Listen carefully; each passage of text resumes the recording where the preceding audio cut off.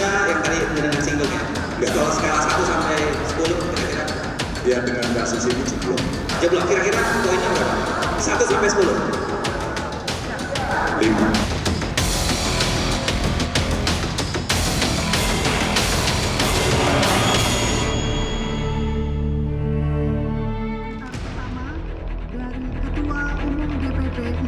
Jelang kontestasi Pilpres pada 14 Februari 2024 mendatang, setiap kandidat dan tim suksesnya punya cara tersendiri untuk menampilkan kandidat yang diusungnya. Namun belakangan tak ada lagi sindir-menyindir. Perang opini kian jelas dan tegas. Yang teranyar datang dari Ganjar Pranowo. Capres nomor urut 3 ini mengkritik penegakan hukum di era pemerintahan Jokowi. Tak tanggung-tanggung, pasangan duet Ganjar dan Mahfud bahkan memberi nilai 5 dari 10. Ganjar memberikan rapot merah untuk Jokowi soal penegakan hukum saat diundang menjadi pembicara di Makassar, Sulawesi Selatan, Sabtu pekan lalu. Tidak menegakkan hukum hak asasi manusia yang tadi dengan singgung ya.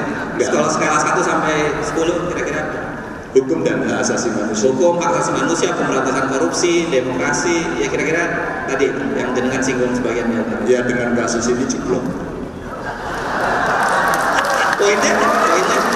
Poinnya, jeblok kira-kira poinnya berapa? 1 sampai 10. 5. Terima kasih. Merah itu Mas berarti. Rapotnya merah ya.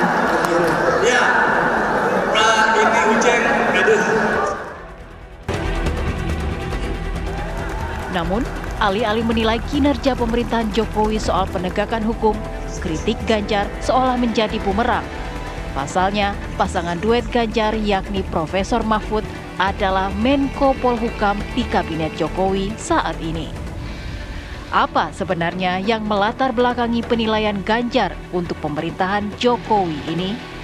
Benarkah justru menjadi bumerang untuk pasangan Ganjar Mahfud MD? Dan akankah perang opini ini kian jelas hingga tak perlu saling sindir antara kandidat Capres-Cawapres?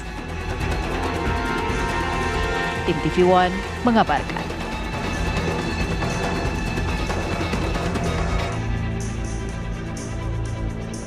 Adanya rekayasa dan juga intervensi, itu yang disampaikan oleh Ganjar Pranowo sehingga memberikan poin ataupun juga angka 5 untuk masalah penegakan hukum di era Presiden Joko Widodo. Untuk kubu rival kemudian mengatakan yaitu kubu yang mengusung Prabowo Subianto dan Mas Gibran Rakabuming Raka. Padahal yang akan dipasangkan oleh Pak Ganjar Pranowo adalah seorang Menko Polhukam Mahfud MD. Kita akan bahas mengenai hal ini lebih lanjut dan kita akan dengarkan bagaimana suara dari kubu Pak Ganjar dan juga Pak Mahfud MD, tapi juga sudah terhubung kita dengan kubu dari Pak Prabowo dengan Mas Gibran, yaitu ada Bang Herzaki Mahendra. Assalamualaikum warahmatullahi wabarakatuh. Selamat malam Bang Herzaki. Ya, selamat malam. Waalaikumsalam warahmatullahi wabarakatuh. Apakah suara saya cukup jelas terdengar? Kami bisa mendengar dengan jelas suara dari Bang Herzaki. Baik, nanti kita akan sambil menunggu kehadiran dari Pak Petrus Celestinus yang mewakili kubu Pak Ganjar dan juga Pak Mahfud MD, tapi juga sudah hadir di samping saya pakar dari komunikasi politik yang nanti akan memberikan pandangannya, Mas Nyarwi Ahmad. Assalamualaikum warahmatullahi wabarakatuh. Selamat malam Mas Nyarwi. Malam Putri, waalaikumsalam. Baik, sambil menunggu kehadiran Pak Petrus yang mungkin nanti bisa menjelaskan kepada kita Mas Nyarwi, apa sebenarnya dasar dari Pak Ganjar sampai bisa memberikan angka 5 begitu kan. Angka kalau di rapot ini nilainya merah, bisa bikin nggak naik kelas. Tapi Mas Nyarwi bagaimana melihatnya? Dari tadi bagaimana caranya Pak Ganjar menyampaikannya saja, jeblok begitu tak katakan. Jeblok dengan wajah yang dingin, tidak ada ekspresi dan sebagainya. Apa yang Mas Nyarwi lihat? Yang jelas ya, sejak terutama ya munculnya proses penominasian Gibran ya sebagai cawapres, dan seiring sebelum itu kan muncul ya proses di MK ya, pengujian dari Almas itu kemudian diloloskan ya, muncul keputusan MK PU 90 itu gitu, sampai kemudian dramanya berlanjut ke putusan MK gitu ya. Kita akan lihat ya, sebelum Mas Ganjar itu PDIP cukup keras ya, kemudian mengkritik ya di sana, dan tetapi kan kita belum menyimak ya bagaimana Mas Ganjar mendiferensiasikan dirinya gitu dengan katakanlah yang selama ini di mana Pak Jokowi dianggap tentu saja ya sosok elit gitu ya, yang kemudian merestui ya hadirnya cawapres Gibran sebagai cawapres Pak Prabowo.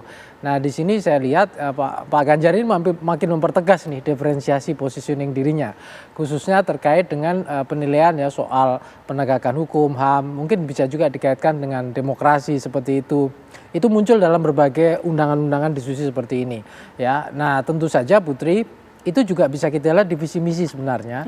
Di visi misi yang disampaikan di dokumen KPU yang bisa kita akses bersama, itu aspek penegakan hukum juga termasuk ada unsur-unsur menjaga kebebasan misalnya berpendapat dan seterusnya. Itu saya lihat itu cukup eksplisit disampaikan. Walaupun dengan bahasa yang berbeda, ini di kubu Anies itu juga ada, yaitu katakanlah istilahnya memperbaiki kembali demokrasi atau mungkin pembacaannya terkait dengan asumsi demokrasi menurut. Cuma hanya saja ini ya Putri, ini kan pemberian angka skor ini akan memunculkan interpretasi ya. Konteksnya adalah keseluruhan dari proses penegakan hukum, tidak hanya yang dikawal oleh eksekutif saja, tetapi juga bahkan lembaga-lembaga yang lain ya, termasuk yudikatif, termasuk sampai MK. Nah, kalau kita lihat mungkin dugaan saya konteks yang paling tepat yang disampaikan Pak Ganjar dalam acara ini itu adalah merujuk pada proses yang terjadi selama ini terakhir-terakhir di MK kan gitu, dari putusan MK sampai MK. Tetapi kan kemudian orang juga bertanya-tanya kan gitu. Nah selama ini Pak Mahfud juga ada di situ, tetapi Menko Polhukam di eksekutif bawah presiden kan gitu. Nah terus posisinya seperti apa kok katakanlah juga ada bagian di mana orang mengkritik gitu ya, dijadikan sasaran. Nah ini yang saya kira akan munculkan interpretasi sebenarnya terkait dengan kebijakan dan sikap Mas Ganjar ini, Pak Ganjar ini. Bagaimana sebenarnya duduk perkara atau posisinya di tengah yang saat ini di mana Pak Mahfud sendiri sebagai cawapres itu juga ada dalam pemerintahan Pak Jokowi walaupun posisinya di eksekutif. Nah ini akan memunculkan tentu saja Putri akan munculkan wacana kritik terkait dengan apa yang disampaikan Mas Ganjar itu kira-kira. Betul sekali. Kalau tadi memang Mas Nyarwi mengatakan ini sepertinya relate-nya itu dengan yang terakhir-terakhir ini terjadi putusan MK. Ini karena memang satu kalimat yang mungkin saya bisa kutip dari apa yang disampaikan Pak Ganjar adalah ya dengan kasus ini jeblok. Nah kasus ini adalah kasus apa? Mungkin ini bisa dijawab dan juga dijelaskan oleh narasumber yang baru saja bergabung dalam perbincangan kita secara daring yang mewakili juga dari kubu Pak Ganjar Pranowo dan juga Pak Mahfud MD yaitu Pak Petrus Celestinus. Selamat malam Pak Petrus. Selamat malam. Baik, Pak Petrus, apa sebenarnya Pak Petrus, apa yang sebenarnya menjadi dasar Pak Ganjar memberikan angka 5, nilai 5 untuk proses penegakan hukum di era kepemimpinan Pak Jokowi ini? Saya kira dasarnya itu Pak Ganjar atau pasangan Ganjar Mahfud merekam keluhan publik. Ya. Publik selama ini mengeluh bahwa salah satu sisi yang paling lemah dalam kepemimpinan Jokowi adalah soal penegakan hukum yang betul-betul kurang diperhatikan. Walaupun beberapa kali Pak Jokowi mencoba mengumpulkan semua muspida, ya Forkompimda dikumpulkan, termasuk Polri dikumpulkan beberapa kali memberi pesan supaya tegakkan hukum, tetapi tidak dihiraukan juga. Karena praktek-praktek penegakan hukum yang hanya tajam ke bawah, tumpul ke atas itu masih berlangsung sampai saat ini. Baik. Kita lihat terakhir yang paling tragis itu soal penggusuran masyarakat Pulau Rempang. Baik. Itu sangat kasat mata bahwa kesewenang-wenangan pemerintah. Gak takut dibilang blunder nanti jadinya Pak Petrus, karena kan yang pendamping dari Pak Ganjar adalah Pak Mahfud MD, Menko Polhukam. Oh iya, biarpun Menko Polhukam sebagai pendamping Pak Ganjar, tapi Pak Ganjar harus jujur di sini dan Menko Polhukam itu kan masih ada atasannya. Jadi kalau Menko Polhukam mau bertindak hitam putih, kalau presidennya bilang tidak, ya tentu dia tidak berdaya. Oke. Jadi ini kan soal penegakan hukum, ini kuncinya di tangan presiden, bukan di tangan Menko Polhukam. Baik, kuncinya di tangan presiden. Kita pahami soal itu. Bang Herzaki mungkin bisa berikan pandangannya mengenai hal ini. Ya. Terima kasih Mbak. Kalau ini kami melihatnya lagi-lagi ya, lagi-lagi mungkin ada yang antara gagal paham atau gagal memahami posisinya begitu. Kenapa Bang? Kita Gagal bicara paham mengenai apa Bang? penegakan hukum. Iya karena begini Mbak, kita bicara mengenai penegakan hukum. Pak Ganjar bilang poinnya 5, tapi Pak Mahfud MD bilang poinnya tertinggi bahkan. Ya kan, poinnya tertinggi kan ada tuh beritanya tuh bahwa ini tertinggi nih penegakan hukum di eranya Pak Jokowi. Yeah. Itu yang pertama gitu. Yang kedua tadi sangat menarik. Oke, memang Menko Polhukam punya atasan namanya Presiden. Tapi apa gunanya kita punya pembantu, menteri-menteri membantu Presiden kalau ternyata tidak bisa menyelesaikan tugas dan tanggung jawab dengan baik. Tapi Lalu kalau kata kemudian Pak masih diingat juga yang ketiga. ya. Masih diingat juga nih Mbak. Yang diingat juga. Kita bicara mengenai penegakan hukum, ya. Menko Polhukam. Kalau menurut kami Pak Mahfud kinerjanya oke kok. Bagus menurut kami. Kemudian yang ketiga yang menjadi pertanyaan besar kan, kita bicara hukum, loh, Menteri Hukum dan HAM setahu kami dari partainya Bang Petrus loh. Dan menurut kami Pak Yasona tuh bagus kok. Ya, beliau objektif ketika memutus kasus kami dulu. Misalnya kan, ada pengajuan mengenai dari orang yang tidak jelas, ngaku-ngaku sebagai pengurus partai kami, beliau dan jajarannya bekerja sigap, meneliti semua dokumen dengan baik, dan akhirnya menjadi keputusan bahwa itu memang tidak sah.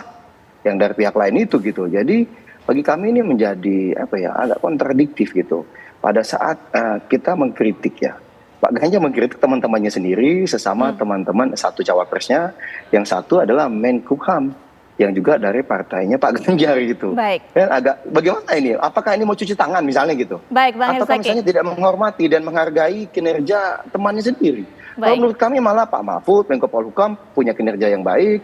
Menurut kami Pak Yasona juga kinerjanya baik gitu loh. Sehingga kami bingung, kami ini di tubuh yang berbeda mengapresiasi kerja-kerja teman-temannya Pak Ganjar, tapi kok Pak Ganjar sendiri, temannya sendiri malah dikritik habis-habisan, malah tidak dianggap kerja-kerjanya gitu. Baik. Nah ini kan sangat disayang, kami khawatirnya begini, pemimpin. Baik. Tahan sampai Kalau situ, dengan Bang teman sendiri Herzaki. aja tidak bisa menghargai, Ya. bagaimana kemudian nanti dengan yang lain kan begitu. Baik. Tahan Menurut sampai kami. situ Bang Herzaki, nanti kita Ya. akan lanjutkan. Mungkin nanti setelah jeda Pak Petrus juga bisa diberikan tanggapan karena Menkumhamnya orang PDIP, kemudian juga Pak Mahfud MD selaku Menko Polhukam juga akan menjadi pasangan dari Pak Ganjar. Kalau Bang Herzaki tadi mengatakan apa mau cuci tangan, tapi nanti setelah jeda saya juga akan ungkapkan dari angka-angka survei kepuasan masalah kepemimpinan Pak Jokowi di bidang penegakan hukum yang tadi juga sempat disinggung oleh Bang Herzaki. Tapi nanti bisa diberikan pandangannya setelah jeda berikut ini, kami segera kembali.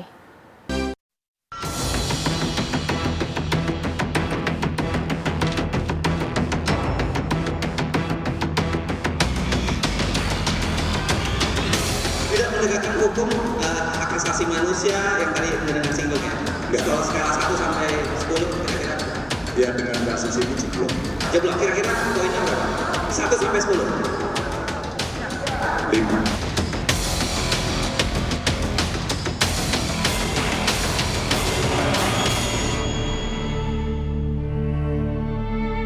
Kita akan kembalikan perbincangan, pemirsa. Pak Petrus, ada dua hal tadi yang sudah disampaikan oleh Bang Herzaki yang mungkin nanti bisa Pak Petrus tanggapi. Tapi yang poin yang pertama mungkin ini soal survei. Saya juga akan mengutip apa yang disampaikan oleh Pak Mahfud MD karena terkesan ini kontradiktif dengan apa yang disampaikan oleh Pak Ganjar. Saya akan kembali mengulang bahwa Pak Mahfud MD kepada wartawan, kepada media menjelaskan bahwa ada hasil survei dari sebuah lembaga, saya tidak menyebutkan lembaganya, tapi hasil survei terakhir bahwa penegakan hukum itu 64, tertinggi sepanjang pemerintahan Pak Jokowi, kemudian bidang politik dan keamanan 76, tertinggi sepanjang pemerintahan Pak Jokowi, dan itu Menko Polhukamnya saya. Kepuasan terhadap pemerintah 73, tapi bidang politik dan keamanan 76. Itu yang dijelaskan oleh Pak Mahfud MD. Ini terkesan kontradiktif, kemudian berlawanan dengan apa yang disampaikan oleh Pak Ganjar. Pak Petrus.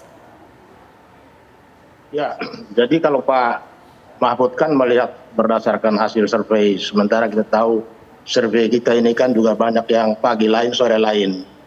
Sementara kami ini kan praktisi ya, saya harus klarifikasi dulu, saya bicara di sini tidak mengatasnamakan atau saya disebut-sebut sebagai wakil dari PDIP, tidak. Saya ini sebagai profesi advokat independen, saya bicara berdasarkan pengalaman kami sebagai praktisi hukum, bagaimana rakyat kecil ketika berurusan dengan hukum, sampai dengan detik ini banyak oknum penegak hukum memeras pencari keadilan.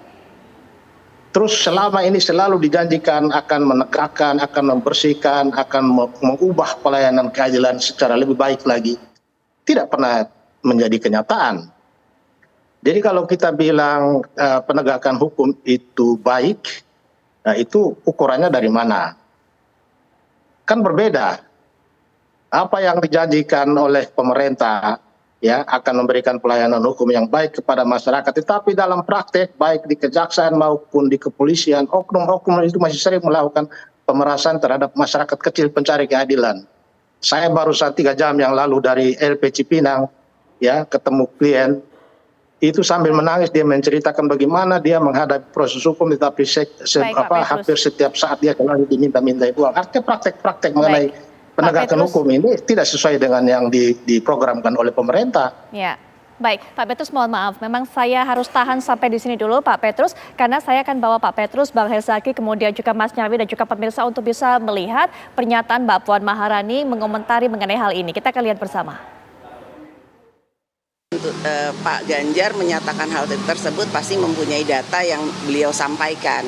Nah, hal-hal tersebut yang bisa saya sampaikan adalah bahwa semua penegakan hukum yang ada di Indonesia tentu saja harus berjalan dengan baik, sesuai dengan koridornya, tanpa kemudian membeda-bedakan atau kemudian ada tebang pilih. Jadi memang ke depannya saya berharap bahwa siapapun kemudian nanti yang menjadi pilihan rakyat bisa menjalankan hukum itu secara baik, benar, jujur, adil, sesuai koridornya tanpa ada tebang pilih.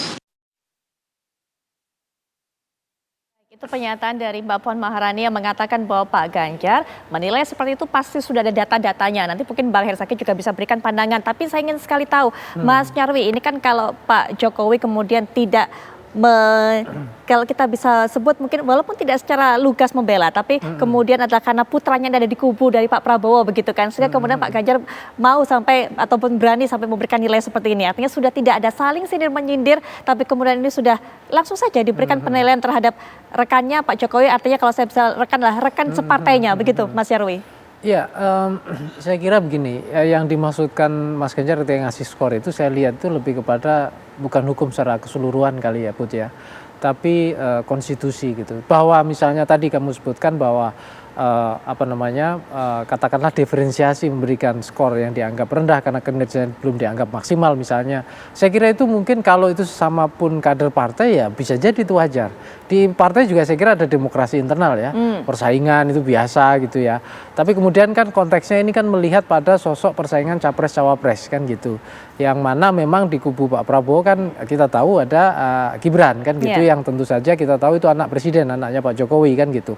Nah, saya kira itu juga bagian dari strategi dan materi kampanye juga. Itu hal yang wajar juga ya, Put ya. Yang hanya saja begini, saya tertarik tadi apa yang disampaikan Pak Petrus tadi ya. Mungkin kalau kita lihat tadi sekilas soal data survei ya, dari lembaga tadi yang disebutkan, memang kalau secara umum masyarakat ditanya bidang kepuasan hukum, ya terakhir-terakhir datanya juga mengalami peningkatan. Sempat mengalami penurunan tapi mengalami peningkatan. 64 sekian itu kan tinggi ya. Tapi mungkin betul kalau ditanyakan pada spesifik ya, sampelnya ini kan masyarakat umum, populasi secara nasional. Kalau sampelnya adalah misalnya orang yang pernah mendapat pelayanan hukum atau orang pernah mendapatkan kasus-kasus yang tadi dari Pak Petrus ceritakan, mungkin penilaiannya akan berbeda juga. Nah, pertanyaannya ini kan persepsi lagi. Ya, persepsi yang misalnya contoh yang disampaikan Mas Ganjar tadi itu persepsi yang datang dari mana kan gitu. Tapi apapun itu saya kira ya, ini bagian yang menjadikan refleksi juga. Kalaulah misalnya bahwa PDIP selama ini mendukung pemerintah, Pak Jokowi gitu ya, kemudian juga ada kader yang menjadi capres gitu ya, yang juga mungkin mengevaluasi, saya kira itu hal yang wajar juga, berarti kan ada kemungkinan dianggap belum maksimal. Nah, pertanyaannya kemudian yang bikin bingung ini kan Mas Zaki nih. Nah, ini gimana kok dulu kerja dengan pemerintah tiba-tiba kok ngasih skornya rendah kan gitu. Makanya Mas Zaki bingung soal hari ini kan. Ya, baik, Bang Herzaki, ada pandangan mungkin karena kalau tadi Mbak Puan mengatakan Pak Ganjar ini tidak mungkin ngomong gitu kalau tidak ada datanya. Nah, Pak Ganjar juga kemudian pada kesempatan berikutnya berbicara kepada media mengatakan ini juga dari suara masyarakat, keluhan masyarakat seperti yang tadi diceritakan oleh Pak Petrus. Bang Zaki. Ya, memang sangat baik kalau misalnya calon pemimpin bangsa kita ini misalnya ada keluhan masyarakat lalu berupaya untuk diselesaikan atau disampaikan. Tetapi tentunya sebagai seorang pemimpin, kita kan butuh pemimpin. Ya, jangan semua setiap hal siapa bicara apa langsung dianggap sebagai suatu kebenaran. Diteliti dulu, dicek dulu, dipelajari dulu gitu. Lalu apakah 1-2 orang berbicara lalu itu bisa dianggap mewakili seluruh Indonesia, kan tidak juga gitu. Apalagi kita bicara mengenai kinerja hukum. Kinerja hukum ini kan bukan kerja yang sederhana ya. Ini banyak pihak yang terlibat. Ya kan? Tetapi yang paling penting yang bagi kami yang menjadi permasalahan besar adalah bagaimana seorang capres yang merupakan bagian dari pemerintah, yang partainya paling banyak kadernya di pemerintah, bahkan bidang Polhukam itu juga adalah kader-kader dari partainya. Lalu misalnya Menpan RB terkait dengan netralitas ASN juga kader partainya. Lalu bisa berbeda pandangan dengan cawapresnya. Apakah misalnya, mohon maaf, ini kawin paksa apa gitu ya? kami sebenarnya tidak mau mengkritisi pasangan lain, tetapi yang kami bingungnya, kami mau mengomentari apa? Sesama mereka saja sudah kontradiktif, saling serang sendiri, saling berbeda pandangan sendiri gitu. Ya publik bisa melihat lah bagaimana pemimpin itu seharusnya memiliki gagasan-gagasan yang kuat, punya argumen-argumen yang dilandasi oleh data dan fakta yang benar-benar solid gitu. Kalau kita lihat Pak Prabowo berbicara selalu ada data dan faktanya, ya, tidak hanya asal mohon maaf nih mendadak kritis gitu. Atau misalnya seakan-akan mau dibuat sebagai pahlawan, ini masalahnya besar nih saat ini, oh kita harus selesai, saya bisa menyelesaikan masalah, nggak begitu. Kalau Pak Prabowo kan tipikalnya, ya kita apresiasi apa yang baik saat ini, tapi kita akui ada hal-hal yang bisa kita tingkatkan. Kan enak kita kalau kita bicara ya dengan pemimpin yang seperti ini, dan lagi-lagi pada saat mengkritisi sesuatu, beliau punya datanya, membawa data. Kita bicara mengenai program makan siang gratis, kita punya datanya berapa anak, berapa ibu hamil dan balita, berapa biaya yang kira-kira dibutuhkan, lalu seperti apa misalnya pendanaan ini bisa dilakukan. Bukan penegakan hukum 5, ini apa? Ini mohon maaf, ini capres ini mohon maaf ya, ini kan bukan upaya, ini kan upaya kontestasi calon pemimpin bangsa gitu loh, bukan kontes yang kerjanya mencari sensasi gitu loh. Ya kan, mencari sensasi di pemberitaan, sensasi di media sosial. Kalau kami tadi cermati Mbak Puan tuh pendapatnya sangat baik dan sangat bijaksana loh. Ini kami lihat kalau sebenarnya kalau Mbak Puan yang menjadi capres, bisa jadi kami lebih gemeter ini kok misalnya. Karena melihat beliau, apa yang disampaikan beliau sangat terukur gitu ya. Kami cermati gitu ya. Tapi ya baguslah ternyata bukan Mbak Puan yang menjadi capres ya. Kalau bagi kami begini, mohon maaf bagi kami, kalau kami di TKN, Pak Prabowo, wakilnya siapapun, menyampaikan apapun ke publik itu sangat hati-hati berdasarkan data dan fakta, bukan berdasarkan asumsi, bukan berdasarkan perasaan. Baik, Bang Karena Zaky. ini apapun ucapan itu benar-benar dikutip oleh publik dan didengarkan publik loh. Baik, gitu, Bang Zaky, ya? sampai di situ tahan dulu, nanti kita akan lanjutkan setelah jeda. Termasuk juga tadi kalau kata Bang Zaky, Pak Petrus, apakah jangan-jangan ini hanya pernyataan untuk menebar sensasi dan juga ini terlihat nggak solid sepertinya antara Pak Ganjar dengan juga cawapresnya Pak Mahfud MD. Nanti Pak Petrus silakan ditanggapi, tapi setelah jeda kami suka kembali saat lagi.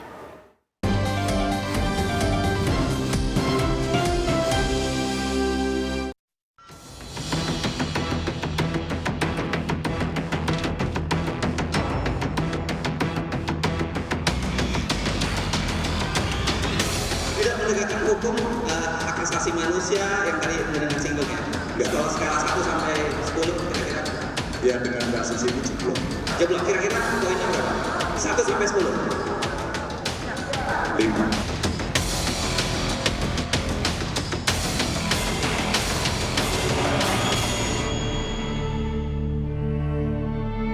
Menegakkan hukum hak asasi manusia yang tadi dengan singgung ya. Kalau skala 1 sampai 10 kira-kira. Hukum dan hak asasi manusia. Hukum, hak asasi manusia, pemberantasan korupsi, demokrasi, ya kira-kira tadi yang dengan singgung sebagiannya. Ya dengan kasus ini jeblok. Poinnya, jeblok kira-kira poinnya berapa? 1 sampai 10. 5. Terima kasih. Merah itu Mas berarti ya. Rapotnya merah ya. Ya, ini Ujeng, aduh. Kami kembali tayangkan apa yang disampaikan oleh Pak Ganjar Pranowo. Memang sepertinya nilai yang disampaikan atau nilai yang diberikan nilai 5 tersebut adalah memang potret hukum di tanah air atau potret penegakan hukum tanah air setelah putusan MK keluar. Karena memang tadi Pak Ganjar mengatakan ya dengan kasus ini jeblok. Nah kasus ini memang tidak dijelaskan oleh Pak Ganjar dalam forum tersebut, tapi memang kasus ini dimaksud adalah putusan MK. Dari mana kemudian kami mendapatkan keterangan itu? Kami mendapatkan keterangannya dari postingan ataupun juga unggahan Pak Mahfud MD di media sosialnya yang mengatakan bahwa memang ada upaya pembelokan persepsi ketika Mas Ganjar di Makassar mengatakan bahwa nilai penegakan hukum di Indonesia sekarang hanya 5. Lalu ada yang bilang bahwa itu tanggung jawab Menko Polhukam. Padahal Mas Ganjar bilang itu dalam konteks sekarang, yakni setelah tragedi vonis MK dan sanksi yang dijatuhkan MK. Nah, adapun sebelum itu sampai September 2023 berdasarkan hasil survei sebuah litbang, ini dirilis bulan September, memang tadi sudah sempat saya sampaikan bahwa rataannya bagus mencapai 61,9%. Kemudian dipertegas lagi oleh Pak Mahfud MD mengatakan jadi penilaian Mas Ganjar itu konteksnya jelas, yaitu sekarang ini pasca tragedi panas di MK sesuai dengan pertanyaan panelis di sana. Artinya panelis di forum tersebut. Ini diperjelas oleh Pak Mahfud MD untuk bisa menjawab segala macam keriuhan yang ada di kalangan masyarakat dan juga mungkin menghindari dibelok-belokkan oleh dari tim lain ataupun juga para simpatisan relawan lain. Mas Nyarwi. Ya, justru klarifikasi Pak Mahfud MD itu memperjelas apa yang disampaikan Mas Ganjar tadi. Mungkin yang dimaksudkan bahkan tadi ada kata jeblok ya, atau skor 5 itu adalah setelah putusan MK itu juga, bahkan seiring dengan putusan MK sebelumnya. Tapi itu wajar ya Putri ya, karena kita kalau menilai konteks hukum itu kan banyak sekali dimensinya. Ini kan konstitusi ya. Nah sementara yang lain mungkin kan terkait penegakan dimensi berbagai kasus-kasus hukum ya. Lembaga juga banyak ya, dari Polri, KPK ya kan, dan lembaga-lembaga penegakan yang lain gitu. Sehingga kalau kita lihat mungkin perlu dipilah ya antara kinerja apa yang sudah dicapai gitu dengan persepsi publik. Nah persepsi publik ini tentu saja tidak spesifik ya, artinya kadangkala sifatnya umum ya, melihat kinerja secara umum dari pemerintah di bidang hukum. Di banyak data survei ditanyakannya juga begitu, dan sampelnya juga masyarakat, yang mana masyarakat itu sendiri tingkat pengetahuannya ya terkait dengan kasus-kasus hukum itu tidak mungkin sama ya, secara umum mungkin ya sangat permukaan lah ya. Nah beda dengan tadi disebutkan siapa namanya lupa saya. Coba Bang Herzaki. Ya bukan Pak Petrus. Pak Petrus, mohon maaf Pak Petrus ya. Tadi disebutkan itu kan pasti ada pengalaman yang berbeda. Ya yang mungkin masyarakat juga banyak ketika dalam proses misalnya kita mengikuti proses pengadilan untuk menjadi objek atau subjek ya dalam kasus hukum. Di sana saya kira pengalamannya juga mungkin ada yang tidak enak, dan itu bisa jadi itu juga terjadi. Tetapi overall saya lihat semangatnya ya, semangat dari Mas Ganjar itu saya lihat tadi klarifikasi Pak Mahfud ya, itu saya kira untuk memastikan bahwa proses penegakan hukum di Indonesia itu bisa lebih baik. Nah ini tentu tidak hanya eksklusif pada Capres Ganjar Mahfud saja. Saya lihat di visi-misi yang lain termasuk Pak Prabowo, termasuk Anies juga ada statement-statement yang di dokumennya juga secara tidak langsung menyatakan itu. Baik, gitu. Iya. Bang Herzaki, atau juga mungkin ini sisa waktunya juga sangat terbatas untuk perbincangan ini, jadi mungkin saya nanti berikan kesempatan kepada Pak narasumber untuk berikan kalimat penutup. Bang Herzaki terlebih dahulu, singkat Bang Herzaki. Kalau kami sih sederhana gitu ya. Yang bertanggung jawab tadi kan seperti disampaikan oleh Bang Nyarwi Ahmad jelas, bukan hanya satu pihak, banyak pihak gitu. Lalu kemudian dengan mudah dan menggampangnya menilai suatu kompleksitas yang luar biasa dalam penegakan hukum di Indonesia dengan hanya satu kasus gitu. Ini yang berbahaya nih kalau pemimpin dengan gampangnya mensimplifikasi pekerjaan-pekerjaan besar. Ya, seakan-akan pekerjaan sederhana, lalu kemudian seakan mencari kambing hitam, bahkan cenderung playing victim. Tapi tidak tampil dengan gagasan-gagasan gitu. Kalau emang dirasa ada yang kurang pas, seperti apa gagasannya? Ya sebutkan isu seperti ini bagaimana mengatasinya gitu. Ya ini yang kami sangat sayangkan. Menjadi seorang calon presiden memang tidak mudah, ingin menarik perhatian publik. Tapi tolonglah, tariklah perhatian publik dengan gagasan-gagasan, bukan bawa-bawa perasaan ataupun sekedar mencari sensasi. Sampaikan dengan argumen terukur berdasarkan data. Ini yang selalu diingatkan kepada kami ya. Di Partai Demokrat ya oleh Mas Ahaye ketum kami, dan ini juga lah yang diingatkan ketika kami di TKN pada saat bersama Pak Prabowo gitu. Sampaikan data dan fakta sebenarnya, sampaikan argumen yang terukur, dan jangan pernah menyebarkan hoax, menyebarkan fitnah atau framing-framing yang tak berdasar gitu. Karena kita harus memberikan pencerahan kepada publik, bukan membuat riuh, membuat keruh. Ya, ayo adu gagasan, jangan adu perasaan. Oke, baik Bang Herzaki. Pak Petrus mungkin terakhir penutup juga.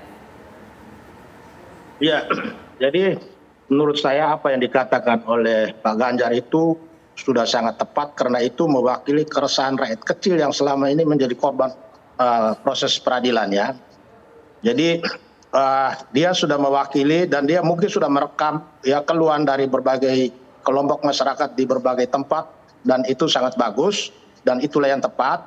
Kemudian kalau dihubungkan lagi dengan kisru di Mahkamah Konstitusi, itu memang Mahkamah Konstitusi ini sekarang menurut Pak Profesor Jimli itu berada di titik nadir.